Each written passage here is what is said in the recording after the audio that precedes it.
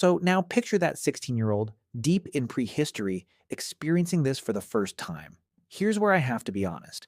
We do not know what she thought. Nobody wrote it down. There's no journal, no cave painting captioned Day 1 extremely confused. Anyone claiming to know her exact reaction is simply guessing.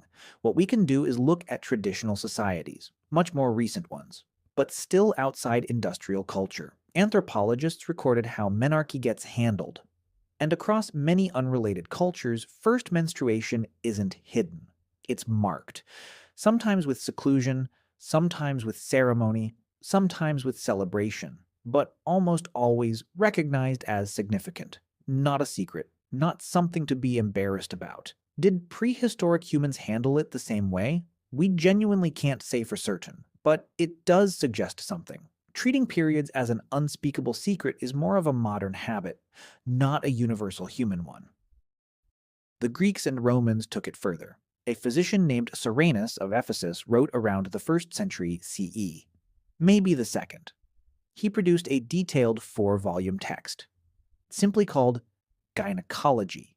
It covered menstruation and anatomy, contraception and childbirth too, in careful, methodical detail. He even recommended rest during particularly difficult periods, advice that honestly sounds pretty familiar even now. So, real medical texts, real historical detail, going back thousands of years, but actual physical menstrual products from antiquity, still almost non-existent in the archaeological record. Same reason as before. Cloth and plant fiber don't survive. Historical writers occasionally mention absorbent materials, but modern historians are cautious about how much weight to put on that, since solid primary evidence is thin. When you trace viral fun facts about ancient period products back to their source, the source turns out to be shaky. Which brings us to a genuinely wild final fact. The convenient products most people use today are almost shockingly recent. The very first commercially sold pad was called Lister's Towels. It launched around 1896, and it flopped.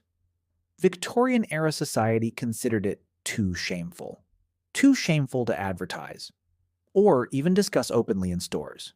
It took nurses in World War I. They noticed leftover wound dressing material absorbed blood far better than cloth. That accidentally kickstarted the sanitary pad industry. The tampon with a modern applicator wasn't even patented until 1931, by Dr. Earl Haas. It didn't reach store shelves as Tampax until the mid-1930s. Let that sink in for a second. Humans have been menstruating for the entire existence of our species, hundreds of thousands of years, and the modern, convenient products treated today as completely unremarkable, they're barely a century old. For nearly all of human history, women simply figured it out themselves, generation after generation, using whatever was actually available, with essentially no instructions, no products, and for most of that history, almost total silence about the whole thing, which honestly makes it one of the most quietly impressive threads, running through the entire story of being human.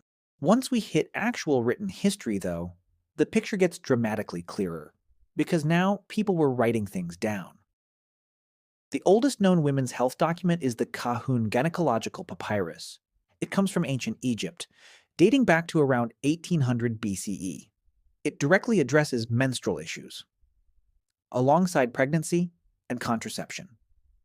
A few centuries later came the Aber's Papyrus. From around 1550 BCE, it references irregular versus regular bleeding, a marker doctors were expected to track. Egyptian medicine, in other words, already treated menstruation as legitimate medicine, worth writing an entire scroll about. 3,500 years ago. First, a quick biology detour. It explains everything else. Puberty isn't just growing up. From an evolutionary standpoint, your body runs a constant calculation. Do I have enough resources? Enough to support a pregnancy? Researcher Rose Frisch proposed this. Back in the 1970s, a girl's body needs a minimum threshold, a threshold of body fat, roughly 17%, before menstruation can even begin. Later research refined those numbers, and debated them too. But the core idea holds up. Puberty isn't just about age, it's about energy. Your body checks its own fuel gauge before deciding reproduction is worth it.